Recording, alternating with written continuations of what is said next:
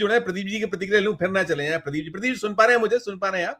हाँ, आवाज मैं राजू जी के इस पे पूछूंगा, राजू इसी पूछता हूँ मैं, आता हूँ मेरी आवाज आ रही है? आवाज आ रही है। मैं पहले मैं अब आप सीधे बंगाल पे चले आता हूँ। बंगाल को लेकर मैं बंगाल का एक सीन दिखाता हूँ। देखिए ये यहाँ वहां से एक तस्वीर आई। ये तस्वीर आज की है, ये आज की तस्वीर। এই দাদা ছিলেন প্রত্যক্ষদর্শী। এই দাদা আবার দেখে ভালো বলতে পারবে। এই দাদা ছিল প্রত্যক্ষদর্শী। আমি কোথাও কিছু বলেছিলাম এই দাদাটা আমি আসছিলাম অভিষেক বন্দ্যোপাধ্যায়ের কর্মসূচিতে অংশগ্রহণ করতে। আমার গোটা শরীরে কাজে ভর্তি। আমাকে তাড়াতাড়ি করে একটু কাজগুলো পরিষ্কার করে দাও না গো। আমি মামুনেদের বলবো, তোমরাই দেখছো নির্যাতন, তোমরাই জবাব দাও। বারবার একটা মহিলা, আজকে মহিলা বলে কিভাবে মারধর, কিভাবে গাড়ি ভাঙচুর হোক, এটা অমিত শাহ বলে গেছিল মারো তৃণমূল কংগ্রেসকে মারো।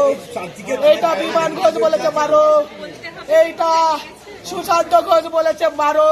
তারা সবসময় বলছে তৃণমূল কংগ্রেসের চামড়াগুলো দেখিয়ে দাও। নরেন্দ্র মোদী বলছে বাংলার তৃণমূল কংগ্রেসকে মারো। মমতা বন্দ্যোপাধ্যায়কে দমানোর জন্য এখানে 16টা রাজ্য থেকে লোক ঢুকিয়েছে। ওই নির্বাচন কমিশন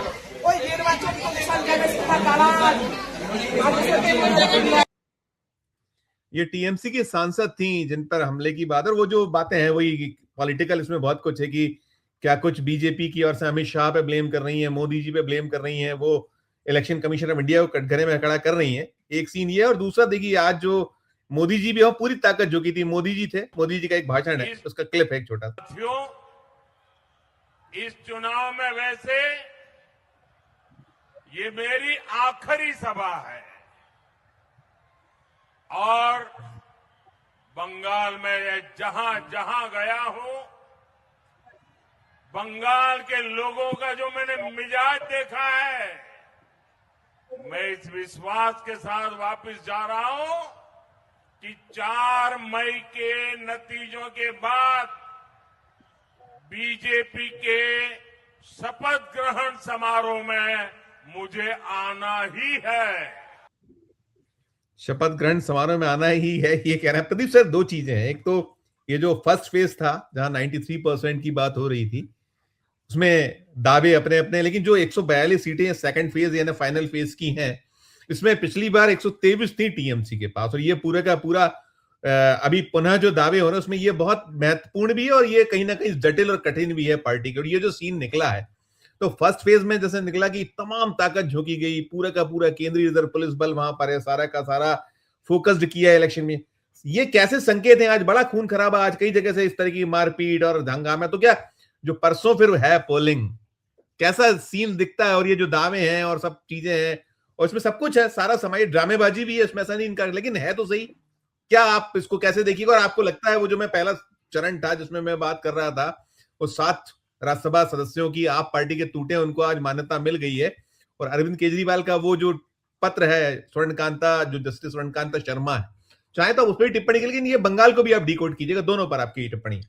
ठीक, धन्यवाद संजय जी। मैं पहले तो वही पंजाब का चल रहा था, उसके 2 मिनट बोलने, उसके बाद बंगाल पे आते हैं।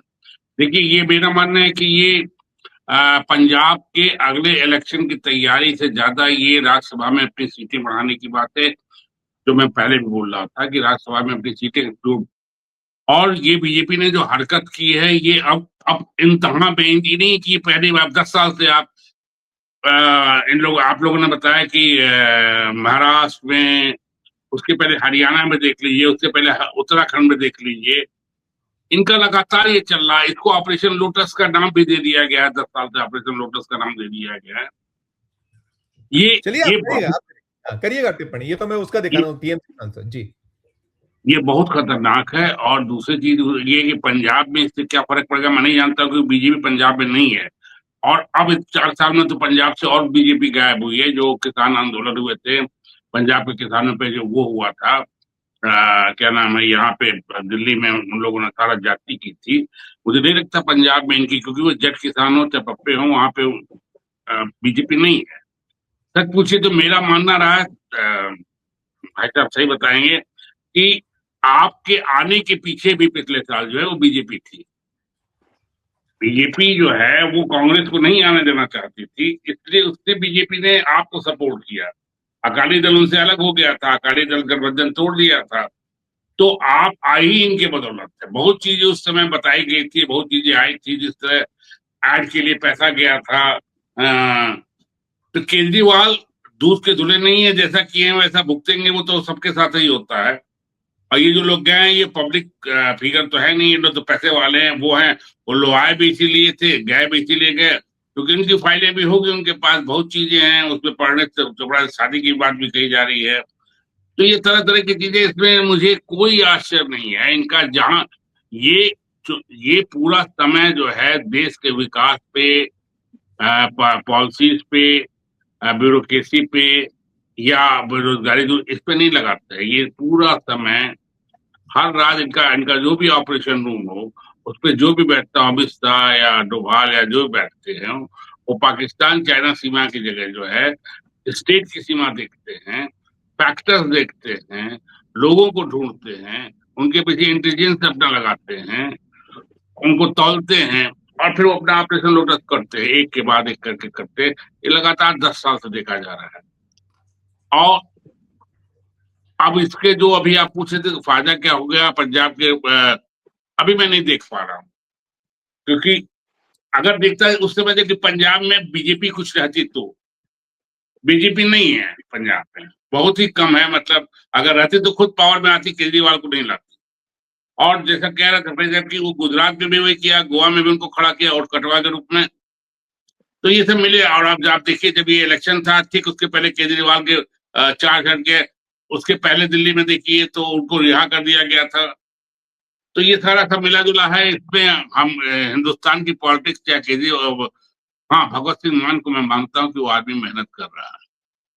पंजाब को एक अच्छा चीफ मिनिस्टर मिला, इसमें कोई संदेह नहीं, तो वो एक अच्छा चीफ मिनिस्टर है।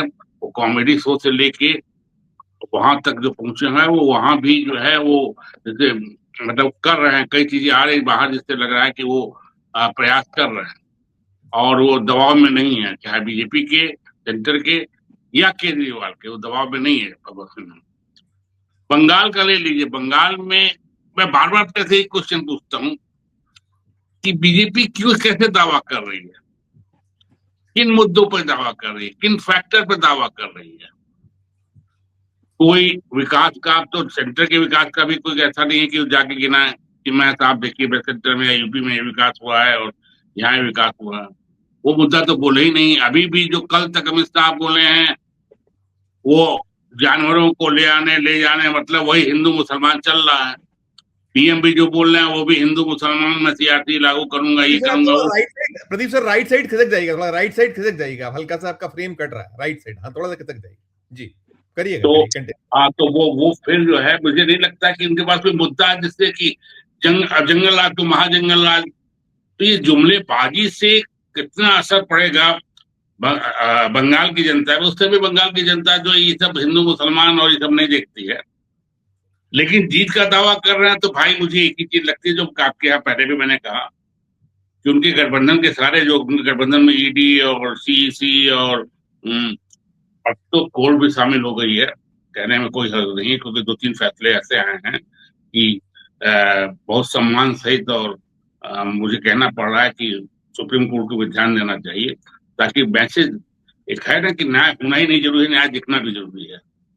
तो एक अंग्रेजी पुराना माहौल रहा है, तो सुप्रीम कोर्ट ये देखे कि जनता समझे कि नहीं भाई न्याय हो रहा है। आप ये साल पे कुछ किए ही नहीं, ठीक, आपके पास पड़ी रही, आपने कुछ किया ही नहीं। तो कल सेकंड फेज में जो है 142 सीटों पे, एक आलिस साहब ने बताया, वो इनका गढ़ रहा, टीएमसी का गढ़ रहा है, 123 सीटों पे जीते थे। और इस बीच मुझे कोई ऐसा परिवर्तन नहीं दिखाई दे रहा है कि टीएमसी इस बार कम हो।